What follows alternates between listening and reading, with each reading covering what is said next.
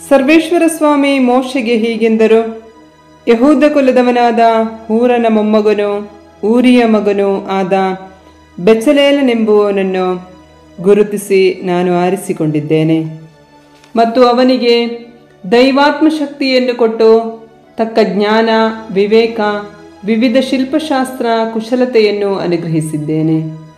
ಅವನು ಸುಂದರವಾದ ನಯನವಿರಾದ ಕೆಲಸಗಳನ್ನು ಕಲ್ಪಿಸುವನು.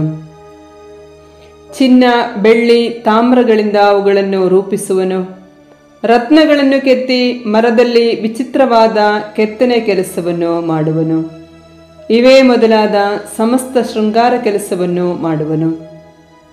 ಅವನೊಂದಿಗೆ ದಾನ್ ಕುಲದವನಾದ ಅಹೀಸಾಮಾಕನ ಮಗ ಒಹೋಲಿಯಾಬನನ್ನು ನೇಮಿಸಿದ್ದೇನೆ.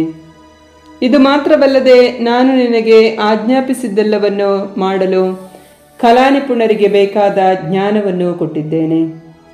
ದೇವದರ್ಶನದ ಗುಡಾರ, ಆಜ್ಞಾಶಾಸನಗಳಿರುವ ಮಂಜೂಷ, ಅದರ ಮೇಲಿರುವ ಕೃಪಾಸನ, ಗುಡಾರದ ಎಲ್ಲ ಉಪಕರಣಗಳು, ಮೇಜು, ಅದರ ಉಪಕರಣಗಳು, ಚೊಕ್ಕ ಬಂಗಾರದ ದೀಪವೃಕ್ಷ, ಅದರ ಉಪಕರಣಗಳು, ಧೂಪವೇದಿಕೆ, ಬಲಿಪೀಠ, ಅದರ ಉಪಕರಣಗಳು, ನೀರಿನ ತೊಟ್ಟಿ, ಅದರ ಪೀಠ, ಅಲಂಕಾರವಾದ ದೀಕ್ಷಾವಸ್ತ್ರಗಳು, ಅಂದರೆ ಮಹಾಯಾಜಕ ಆರೋನನಿಗೂ ಅವನ ಮಕ್ಕಳಿಗೂ ಬೇಕಾದ ಯಾಜಕ ವಸ್ತ್ರಗಳು, ಪಟ್ಟಾಭಿಷೇಕ ತೈಲ, ಪವಿತ್ರ ಸ್ಥಾನದ ಸೇವೆಗೆ ಬೇಕಾದ ಪರಿಮಳ ಧೂಪ, ಇವುಗಳನ್ನೆಲ್ಲ ನಾನು ನಿನಗೆ ಆಜ್ಞಾಪಿಸಿದಂತೆಯೇ ಅವರು ಮಾಡುವರು. ಮೋಶೆ ಮುಖಾಂತರ ಸರ್ವೇಶ್ವರ ಇಸ್ರಾಯೇಲರಿಗೆ ಇತ್ತ ಆಜ್ಞೆ, ನಾನು ನೇಮಿಸಿರುವ ಸಬ್ಬತ್ ದಿನಗಳನ್ನು ನೀವು ತಪ್ಪದೆ ಆಚರಿಸಬೇಕು. ನಿಮ್ಮನ್ನು ದೇವಜನರನ್ನಾಗಿ ಮಾಡಿರುವ ಸರ್ವೇಶ್ವರನು ನಾನೇ ಎಂದು ನೀವು ತಿಳಿದುಕೊಳ್ಳುವಂತೆ ಇದೇ ನನಗೂ ನಿಮಗೂ ನಿಮ್ಮ ಸಂತತಿಯವರಿಗೂ ಇರುವ ಗುರುತು. ಆದ ಕಾರಣ ನೀವು ಸಬ್ಬತ್ ದಿನವನ್ನು ದೇವರ ದಿನವೆಂದು ಭಾವಿಸಿ ಆಚರಿಸಬೇಕು. ಅದನ್ನು ಅಪವಿತ್ರವೆಂದು ವರ್ತಿಸುವವನಿಗೆ ಮರಣ ಶಿಕ್ಷೆಯಾಗಬೇಕು.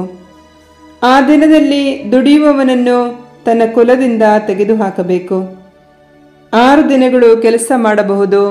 7ನೆಯ ದಿನ ವಿಶ್ರಾಂತಿ ದಿನವಾದ ಸಬ್ಬತ್ ಸರ್ವೇಶ್ವರನಾದ ನನಗೆ ಪರಿಶುದ್ಧ ದಿನ. ಇಂಥ ಸಬ್ಬತ್ ದಿನದಲ್ಲಿ ದುಡಿಯುವವನಿಗೆ ಮರಣ ಶಿಕ್ಷೆಯಾಗಬೇಕು.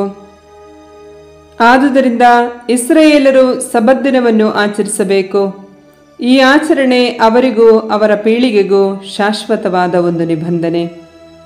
ನನಗೂ ಇಸ್ರಾಯೇಲರಿಗೂ ನಡುವೆ ಇದೊಂದು ಸದಾಕಾಲದ ಗುರುತು. 6 ದಿನಗಳಲ್ಲಿ ಸರ್ವೇಶ್ವರನಾದ ನಾನು ಭೂಮಿಯಾಕಾಶಗಳನ್ನು ಸೃಷ್ಟಿ ಮಾಡಿ 7ನೆಯ ದಿನದಲ್ಲಿ ದುಡಿಯದೆ ವಿಶ್ರಮಿಸಿಕೊಂಡಿರುವೆ. ಸರ್ವೇಶ್ವರ ಸೀನಾಯಿ ಬೆಟ್ಟದಲ್ಲಿ ಮೋಶೆಯ ಸಂಗಡ ಮಾತನಾಡುವುದನ್ನು ಮುಗಿಸಿದ ಮೇಲೆ ಅವನಿಗೆ ತಮ್ಮ ಕೈಯಿಂದ ಕೆತ್ತಲ್ಪಟ್ಟ ಶಿಲಾಶಾಸನಗಳಾದ ಆ 2 ಆಜ್ಞಾಶಾಸನಗಳನ್ನು ಕೊಟ್ಟರು.